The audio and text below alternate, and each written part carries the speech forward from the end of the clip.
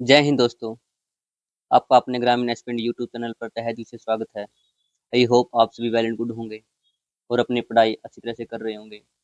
दोस्तों, आज हमारी हरियाणा जीके की दूसरी क्लास है।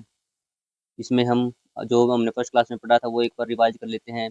हमने हरियाणा शब्द जो संस्कृत भाषा के दो शब्दों से मिलकर बना है, हरि प्लस अयाना से, जिसको विष्णु का निवास स्थान कहते हैं। मुनीलाल मुरलीचंद और सुखदेव सिंह सिब एच ए फड़के, इन सभी के द्वारा हरियाणा का जो अर्थ बताया गया, हरियाणा शब्द का जो अर्थ बताया गया है, हरी प्लस हरियाणा और हरा भरा जंगल। और ये इम्पोर्टेंट है, ये हमारे जो पंडित विभूति श्रीधर थे, उन्होंने एक श्लोक में हरियाणा शब्द का है वो जिक्र किया है।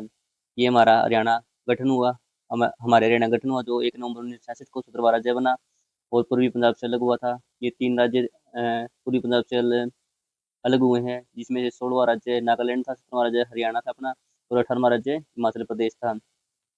इसके बाद सदन में जो जो मुख्य गद्दियों पर बैठे हुए थे हमारे मंत्रीगण, उनके बारे में पढ़ा था। ये आप देख लिया होगा आपने आयोग। और फिर क्षेत्रफल के बारे में पढ़ा था।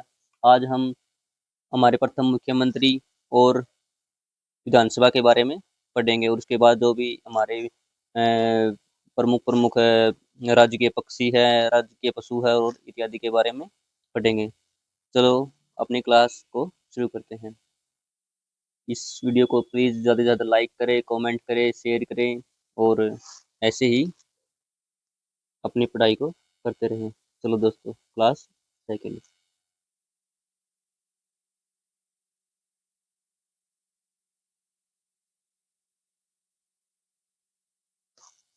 प्रथम मुख्यमंत्री।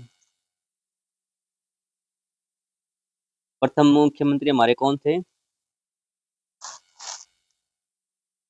पंडित भगवत दयाल शर्मा जी। ठीक है दोस्तों, इनका जन्म पूछा जाए तो कब हुआ था? 26 जनवरी 1918 को बेरी गांव, कहाँ है बेरी गांव? झज्जर में। ठीक है दोस्तों, इनका जो हमारे स्वतंत्रता आंदोलनों में बहुत प्रमुख योगदान रहा है। स्वतंत्रता आंदोलनों में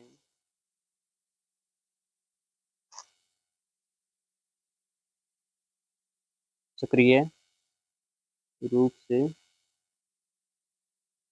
भूमिका रही।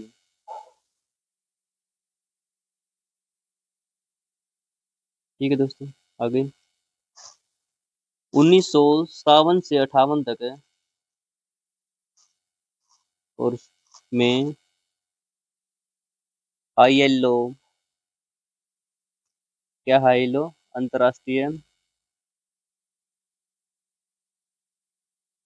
श्रम संगठन में भारतीय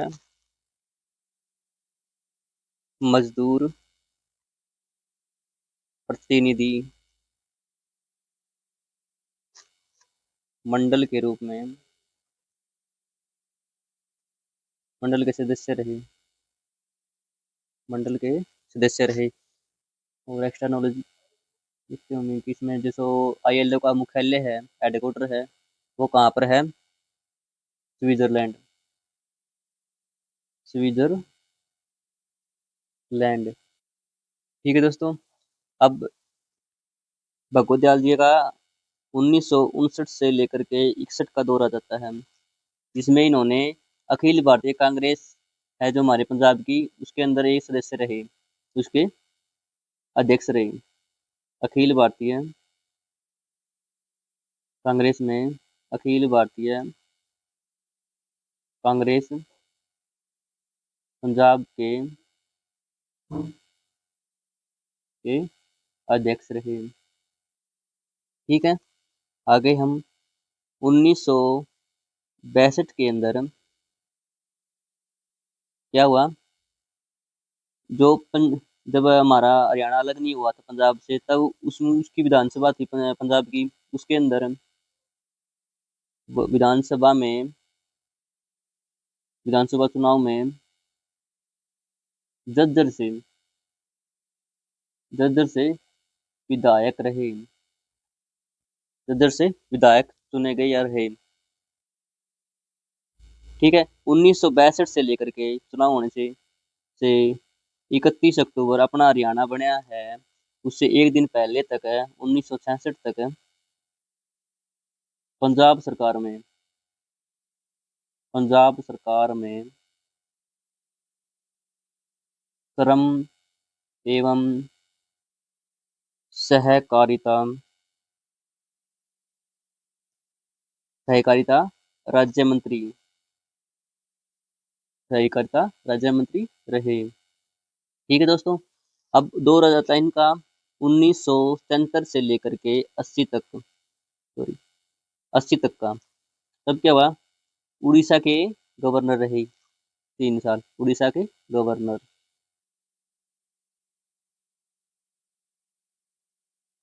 गवर्नर रहे। ठीक है दोस्तों।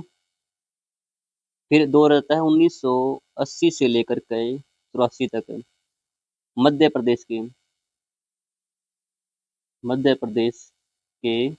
गवर्नर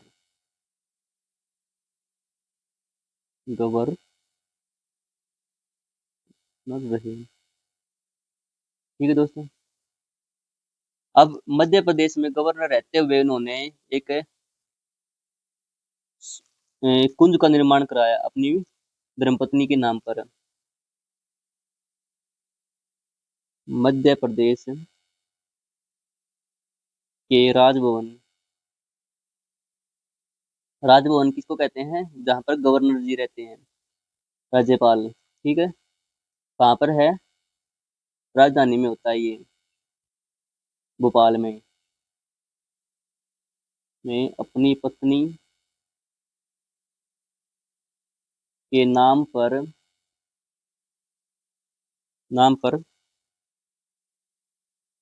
पर सावित्री कुंज का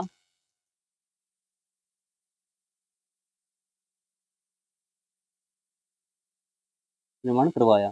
ठीक है दोस्तों। इनकी मृत्यु हो जाती है 26 फरवरी 1993 रोहतक में। ठीक है। सॉरी, 22 फरवरी। खराब स्वास्थ्य के कारण इनकी 22 फरवरी 1993 में रोहतक में मृत्यु हो जाती है,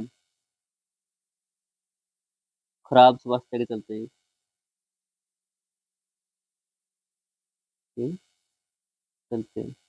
ठीक है दोस्तों। पीजीआईएमएस रोहतक है जो हमारे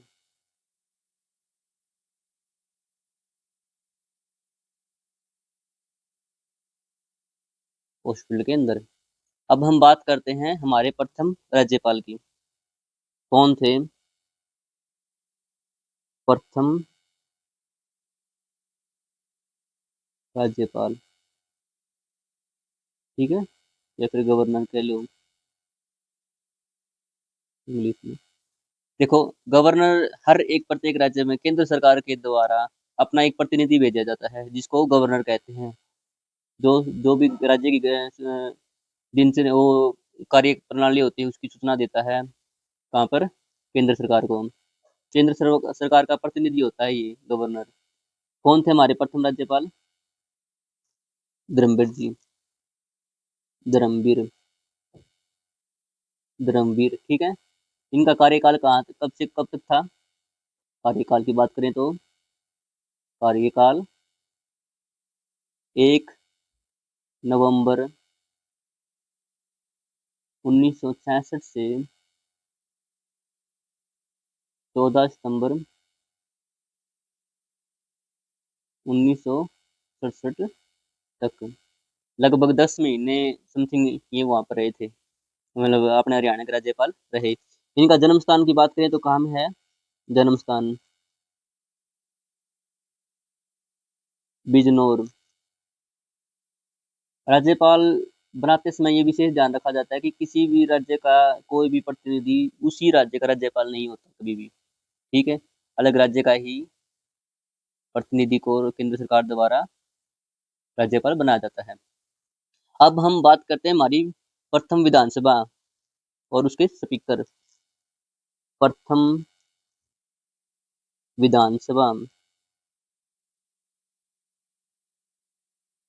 प्रथम विधानसभा की बात करें तो हमारे प्रथम विधानसभा में प्रथम स्पीकर कौन थे? प्रथम स्पीकर हमारे तो थे ही, मतलब अपने विधानसभा के तो पूरे भारत की पहली महिला स्पीकर बने हैं, वो हमारे राज्य की थी। ठीक है दोस्तों, सन्नो देवी जी, सन्नो देवी जी भारत में किसी भी राज्य की प्रथम महिला स्पीकर बनी। ठीक है दोस्तों, इनका कार्यकाल जो पहले तो ये डिप्टी स्पीकर बने। ठीक है, पहले डिप्टी स्पीकर बनाए गए। इनका कार्यकाल कब से कब तक था? 1 नवंबर नवंबर 1966 से लेकर के 5 दिसंबर 1966 तक। फिर इन्हें स्पीकर बनाया गया हमारे विधानसभा का। ठीक है, 6 दिसंबर से लेकर 1966 से लेकर 17 मार्च 1967 तक। इनके बारे में कुछ प्रमुख बातें जान लेते हैं। इनका जन्म स्थान कब हुआ था और इनका राजनीतिक जीवन कैसा रहा है। पहले दोस्तों इनका जन्म की बात कर लेते हैं। जन्म जन्म कहाँ हुआ इनका? 1901 में मुल्तान में। मुल्तान कहाँ है? मुल्तान का सुल्तान किसको कहा जाता है? कमेंट सेक्शन में बताना आप मेरे को। पाकिस्तान में। ठीक है दोस्तों, फिर दौर जाता है इनका राजनीतिक जीवन, जहाँ से शुरू होता है इनका 1940 से ये राजनीति में सक्रिय भूमिका निभाने लग जाती है। 1940 में प्रथम बार एमएलए चुनी गई। कहाँ से? अपने ही क्षेत्र से। हाँ, इनका जन्म स्थान कहाँ हुआ? मुल्तान से ही इन्होंने अपने राजनीतिक जीवन की शुरुआत की। फिर 5 साल के बाद 1940 में दूसरी बार फिर ये एमएलए चुनी जाती हैं। कहाँ से? मुल्तान से ही। ठीक है दोस्तों, फिर स्वतंत्रता के बाद का दौर आ जाता है 1940 के बाद। फिर 47 आ गया। 47 में हमारा देश आज़ाद हो गया। आज़ाद होने के बाद सभी दोनों देशों की राजनीतिक जो संरचनाएं हैं वो अलग अलग हो गई, तो उसके हिसाब से उनकी कार्यप्रणाली भी अलग अलग होगी और संसद वगैरह सब सारे काम जो होते थे वो दोनों देशों के अलग अलग होने लगे। फिर राजनीतिक क्षेत्र सभी के बट गए। उसके बाद इन्होंने स्वतंत्रता के बाद देख लेते हैं क्या किया, कहाँ से इन्होंने प्रतिनिधि किया। स्वतंत्रता के बाद भारत में प्रथम बार एमएलए बनी। कहाँ से? 1951 में अमृतसर से। ठीक है, फिर दूसरी बार स्वतंत्रता के बाद स्वतंत्रता के बाद भारत में दूसरी बार एमएलए बनी। कहाँ से? 1962 जगाधरी। जगाधरी कौन कहाँ पर है? यमुनानगर अपने हरियाणा में। ठीक है दोस्तों, अब हम बात करते हैं पंजाब विधानसभा के बारे में, इनका कार्य। पंजाब विधानसभा में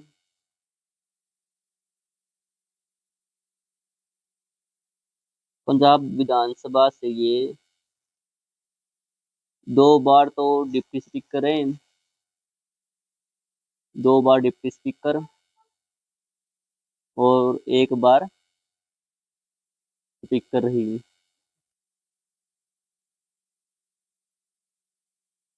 ठीक है। अब आगे बात करने के लिए ये प्रमुख बातें थी हमारे जो उनसे प्रथम मुख्यमंत्री थे और प्रथम राज्यपाल थे और प्रथम विधानसभा के बारे में कुछ प्रमुख बातें थी स्पीकर के बारे में। अब हम बात करते हैं राजकीय चिन्हों की। राजकीय पक्षी क्या है हमारा? काला तितर। ठीक है दोस्तों, काला तितर। इसको इंग्लिश में भी याद कर लेना आप, ब्लैंक ब्लैक फ्रैंकलिन। कई बार इसका इंग्लिश अनुवाद को हिंदी अनुवाद के अंदर ऐसे कैसे इंग्लिश में ट्रांसलेशन किया जाता है इसका, यो हिंदी ट्रांसलेशन ऐसे कैसे इंग्लिश जो मीनिंग है वो लिख दिया जाता है ऑप्शन में। तो याद करना बहुत जरूरी है, आप याद कर लेना। पिछले प्रीवियस ईयर को उठा कर देखेंगे तब आया हुआ मिलता है आपको। राजकीय पशु। राजकीय पशु क्या है? काला हिरण और कृष्ण मृग या फिर ब्लैक बक या फिर कह लो नील गाय। ये ऑप्शन में मिल जाए आपको, कौन सा भी मिल जाए। यदि ये फिर भी ये इनमें से कोई भी ऑप्शन में ना हो तो फिर यदि आपको वो नील गाय कर देना है। यदि ये सभी ऑप्शन ना हो तो नील गाय आप उसमें कर देना। यदि इनमें से चारों मान लो यदि चारों आ गए तो नील गाय को आप टिक करेंगे। ठीक है। अब हम आगे बात करते हैं राजकीय पेड़ की। राजकीय पेड़ क्या है हमारा? पीपल।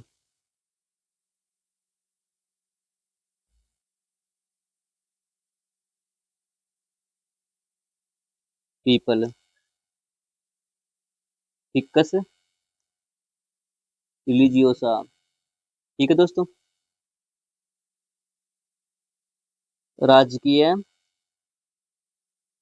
फूल। राजकीय फूल कौन सा है? कमल। कमल का साइंटिफिक नेम क्या है? पीपल का साइंटिफिक नेम क्या है? Ficus religiosa. और कमल का इंग्लिश में क्या कहते हैं इसको? लोटस। और साइंटिफिक नेम क्या है इसका? इलोम्बा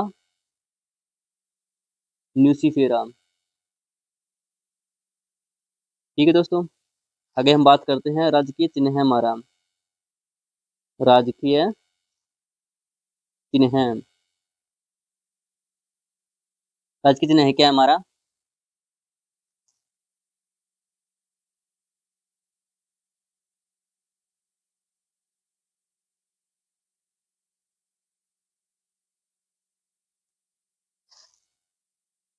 सत्यमेव जयते। मतलब इस तरह यहाँ होता है हमारा हरियाणा सरकार। और यहाँ पर कमल का फूल हो जाता है, कमल का फूल आ जाएगा। और यहाँ पर दो गेहूं की बाड़ियाँ, इस साइड और इस साइड। ले मैं आपको दिखाता हूँ इसकी ओरिजिनल फोटो। ये मैंने मेरे आपके से बना रहा।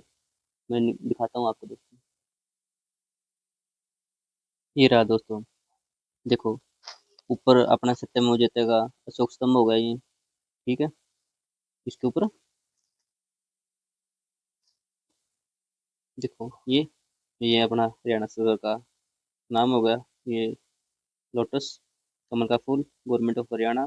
ये गेहूं की बालियां होगी। ठीक है दोस्तों।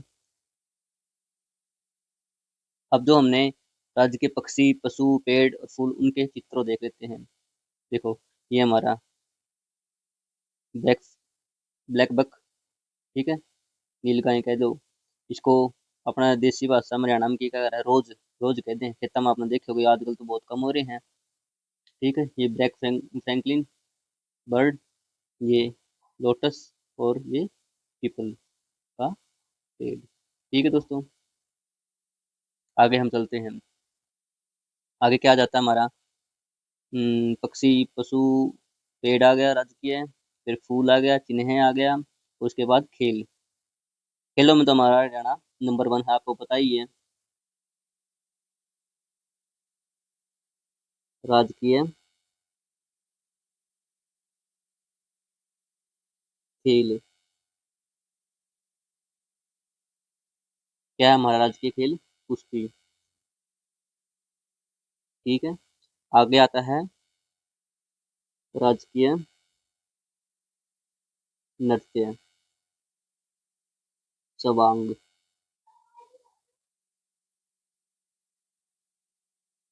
सवांग या फिर सांग कह लो।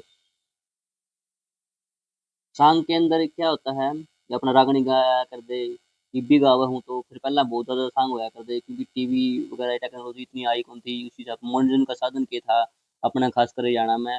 एक सांग सवांग होया कर दे, रामलीला होया कर दी, स्त्रियां। इसके अंदर इसके अंदर क्या है? वाक मिश्रण है। वाक मिश्रण मतलब क्या होता है? डिबेट होती है एक दूसरे पर, वो टोंट मारने और हंसी मजाक है। इस सवांग के अंदर कई चीजों का मिश्रण होता है। इसके अंदर क्या क्या आती हैं? नाटक आता है, नाटक नोटक है, फिर नौटंकी भी होती है साथ में, संगीत होता है, और रागनी गाई जाती है, फिर तमाशा भी, और साथ साथ में नृत्य भी किया जाता है। आगे हम बात करते हैं राजकीय फल की। राजकीय फल क्या है हमारा? आम। आम का साइंटिफिक नेम क्या है? Mangifera indica. ठीक है दोस्तों, आगे हम बात करते हैं हमारी राजकीय भाषा की। राजकीय भाषा क्या है हमारी? हिंदी। ठीक है, आगे हम बात करते हैं उपभाषा की। उपभाषा क्या है हमारी? सॉरी, उपबोली। बोली और भाषा में फर्क होता है दोस्तों, हरियाणवी। ठीक है, और हमारी दूसरी राजकीय भाषा क्या है? दूसरी राजकीय भाषा पंजाबी। और इसको प्रोत्साहन कब मिला? प्रोत्साहन का मतलब इसको दर्जा वर्ष 2010 के बाद। तब सीएम कौन थे हमारे? मुख्यमंत्री कौन थे? मुख्यमंत्री कौन थे? श्री भूपेंद्र सिंह हुड्डा जी। भूपेंद्र सिंह हुड्डा, ये कार्यकाल में। ठीक है दोस्तों, अब ये रोचक बातें देख लेते हैं हमारी भाषा कैसे। पहले तमिल भाषा थी, फिर उसको बाद पंजाबी, फिर अपना हिंदी, मतलब किस तरह रहा है इनका, उसके बारे में देख लेते हैं। गठन के बाद या पंजाबी से पहले, पहले प्रदेश की दूसरी राजकीय भाषा। 2010 से पहले और ही कोई हमारी राजकीय भाषा हुआ करती थी, दूसरी राजकीय भाषा। प्रत्येक राज्य को 2 राज्य की भाषा रखनी होती है अपने खुद की। एक जो उसकी सबसे ज़्यादा जनसंख्या है लोगों की, और उसके साथ एक अलग भाषा रखनी होती है। उसको अलग भाषा को दर्जा देना होता है। हमारी गठन के बाद 1966 में जब हमारा हरियाणा बनया, और पंजाबी 2010 में प्रोत्साहन मिला इसने, इससे पहला कौन सी भाषा थी? कौन सी भाषा थी दोस्तों? तमिल। तमिल को प्रोत्साहन किसके द्वारा मिला गया? किसके द्वारा प्रोत्साहन मिला था इसको? वर्ष 1970 में मिला, और मुख्यमंत्री कौन थे उस समय? सीएम बंसीलाल जी। इस समय क्या वजह थी, की वजह, इस बातों पे हम नहीं जाएंगे, वो थोड़ा एक किसी ने कुछ बता रखा है कि बंसीलाल जी थोड़ा सा इन चीज़ों से मतलब पंजाबी भाषा से खार खाए हुए थे और इस वजह से उन्होंने पंजाबी को दर्जा ना दे करके कि जैसे हमारा 1966 में 66 में जब हमारा अपना राज्य बना हरियाणा, तब उसमें कुछ एक राजनीतिक मुद्दे थे जिसकी वजह से उन्होंने पंजाबी को ज़्यादा तवज्जो ना देते हुए तमिल को ज़्यादा तवज्जो देगी। ये कहने को आने की बात है, पता नहीं इसके बारे में कितने सत्य है कितना नहीं है, मैं इस बारे में नहीं जानता अच्छे से।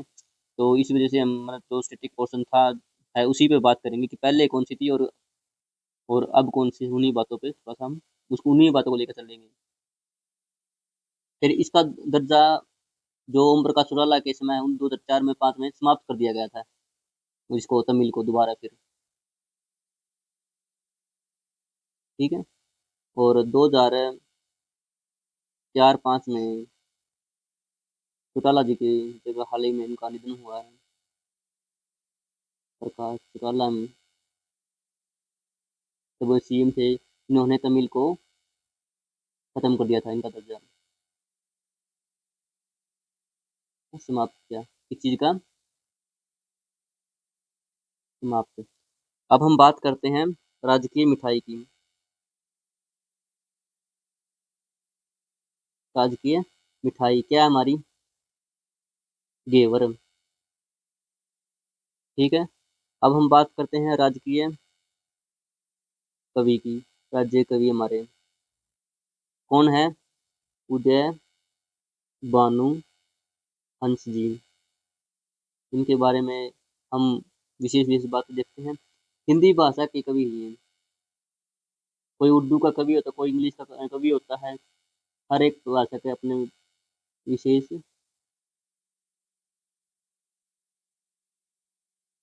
विशेषताएं रखते हैं, ठीक है? इनके बारे में प्रमुख बातें देख लेते हैं हम। क्या क्या इनकी प्रमुख बातें हैं? इनका जन्म कब हुआ था? 2 अगस्त 1926 को। कहाँ पर? दियारा, दियारा दिन, दियारा दिन पना है गाँव, मुजफ्फरगढ़, ठीक है दोस्तों? मुजफ्फरगढ़ कहाँ है? पाकिस्तान में, पाकिस्तान में, ठीक है? इनको इनकी कद काठी से छोटे होने की वजह से, कद काठी, कद काठी के छोटे होने की वजह से, छोटे होने के कारण इनको बटुक नाम से जाना जाता था, प्रसिद्ध थे। मतलब हर एक इंसान का एक निकनेम वो है, ये निकनेम मान लो उनका, ये प्रसिद्ध, इनका निकनेम बटुक था, ठीक है? फिर स्वतंत्रता के बाद ये फिर 1947 में जब हमारा देश आज़ाद हुआ के बाद ये हिसार आकर बस गए, आकर बस गए, ठीक है? फिर ये प्रथम ऐसे उर्दू कवि थे जो उन्होंने रुबाइयाँ लिखी हैं उर्दू के अंदर। ऐसे प्रथम ऐसे कवि थे जिन्होंने उर्दू में रुबाइयाँ लिखने का काम किया। प्रथम ऐसे भारतीय कवि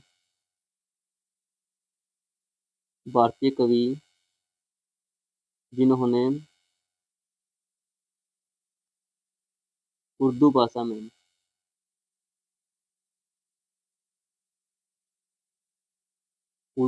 में लिखी जाने वाले रुबाइयाँ हिंदी भाषा में अनुवाद किया। हिंदी भाषा में लिखी या फिर अनुवाद किया, लिखी या अनुवाद किया। इसी उपलब्धि को लेकर के जवाहरलाल नेहरू जी ने इनको 1948 में रूबाई सम्राट की उपाधि दी। रूबाई सम्राट की उपाधि दी किसने? पंडित जवाहरलाल नेहरू, जवाहरलाल नेहरू द्वारा, दोबारा, ठीक है दोस्तों? और इनकी रुबाइयाँ प्रकाशित कब हुई? 1952 में रुबाइयाँ, जो उर्दू में रुबाइयाँ थी उन्होंने हिंदी में अनुवाद किया इनका, हिंदी में प्रकाशित कब हुई? हिंदी में प्रकाशित 1900 कब हुई? 1952 में। हरियाणा साहित्य अकादमी द्वारा इन्हें विशेष पुरस्कार दिए गए। हरियाणा साहित्य अकादमी द्वारा, हरियाणा साहित्य अकादमी द्वारा कौन कौन सी उपाधियाँ दी गई? राज्य कवि की, राज्य कवि का दर्जा कब दिया गया इनको? 1967 में। उसके बाद आ जाते हैं सूर्य पुरस्कार, वर्ष 2006 में। उसके बाद आ जाते हैं हरियाणा साहित्य रत्न सम्मान, वर्ष 2009 में। ठीक है दोस्तों। और पूर्व राष्ट्रपति ज्ञानी जैल सिंह द्वारा इन्हें 1992 में गीत गंगा सम्मान से नवाजा गया। पूर्व राष्ट्रपति ज्ञानी जैल सिंह द्वारा 1992 में गीत गंगा सम्मान से नवाजा। ठीक है दोस्तों, अब बात करते हैं आगे। उत्तर प्रदेश सरकार द्वारा भी इन्हें पुरस्कार दिए गए। उत्तर प्रदेश सरकार द्वारा संत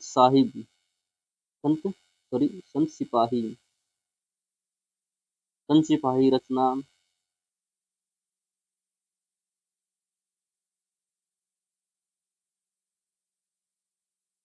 संत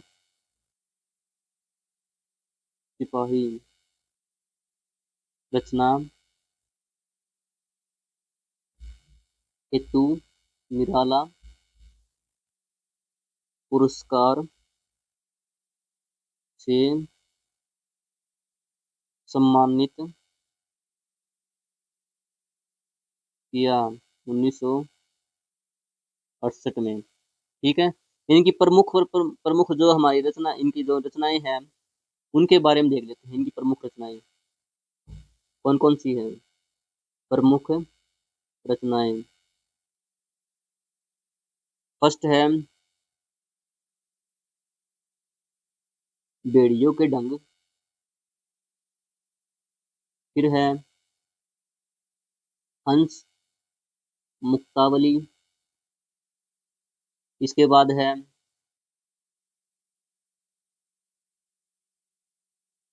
क्या है? शंख व शहनाई। ठीक है दोस्तों।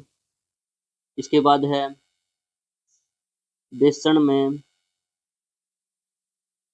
देश हरियाणा, जहाँ दूध दही का खाना है। एक ये होगी, ईसा है हमारा हरियाणा। संत सिपाही होगी। ये प्रमुख रचनाएं थी जो जिसके लिए उत्तर प्रदेश सरकार द्वारा 1968 में पुरस्कार दिया, निराला पुरस्कार। कौन सा पुरस्कार? निराला पुरस्कार दिया गया। ठीक है, 1968 में इसके सरकार द्वारा निराला पुरस्कार 1968। ठीक है दोस्तों। जो संत सिपाही है या किसकी जीवनी है? गुरु गोविंद सिंह जी की। गुरु गोविंद सिंह के जीवन पर आधारित संत सिपाही आधारित। ठीक है। इनकी मृत्यु कब हुई? 26 फरवरी 2019 को इस हाल में हुई। 1947 में इस हार आके बस गए थे, 93 साल की उम्र में इनका निधन हो गया। इनकी कुछ प्रमुख पंक्तियां हैं जो कि बहुत ही प्रसिद्ध हैं।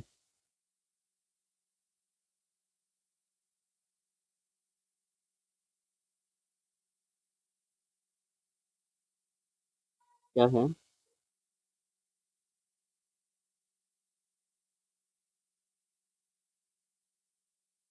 साधु से मैं अलाप भी कर लेता हूँ,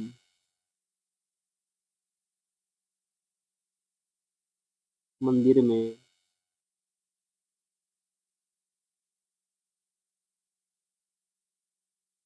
में बैठ के जाप भी कर लेता हूँ।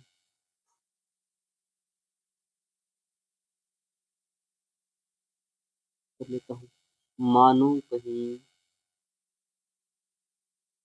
देव ना बन जाऊं,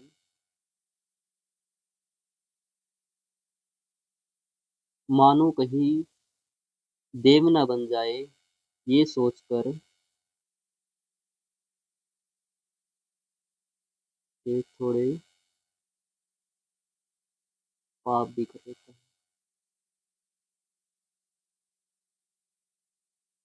बड़ा ही सुंदर डिफरेंस बताया है, मतलब एक मानव के और एक देव के, एक भगवान के बीच के अंदर क्या कह रहे हैं कि साधु से मैं अलाप भी कर लेता हूँ, साधु के साथ बात भी कर लेता हूँ, और मंदिर में बैठ के जाप भी कर लेता हूँ, मानो कहीं देव ना बन जाऊं, ये सोच के थोड़े पाप भी कर लेता हूँ।